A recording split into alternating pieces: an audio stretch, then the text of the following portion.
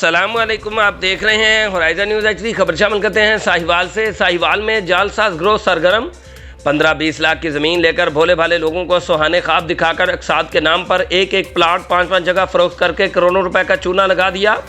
तफसीलात के मुताबिक चंद अरसा कबल हैदर ब्लॉक के नाम से हाउसिंग कॉलोनी बनाकर एक एक प्लाट को 5-5 जगह फरोख्त करके करोड़ों रुपए हड़पने वाले हैदर उर्फ हैदर किंग ने शरीफ शहरियों का जीना हराम कर दिया है।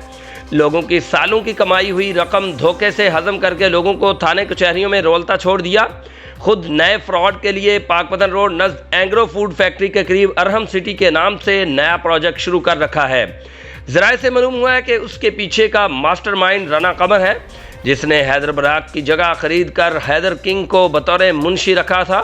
साथ साथ ये मालूम हुआ कि हैदर ने लोगों के साथ फ्रॉड करके जमा की गई रकम अरहम ब्लॉक में लगाई है, जबकि इसके अपने नाम कुछ नहीं है। अवाम ने IG Punjab, commissioner Sahiwal, DC Sahiwal, DPO Sahiwal से मुतालबा किया है कि वो फिलफौर इनकी दोनों कॉलोनियों का काम बंद करवाकर रिकॉर्ड तलब करके अवाम से लूटा हुआ पैसा वापस दिलवाएं और उनको गिरफ्तार करके 420 का मुकदमा चलवाएं।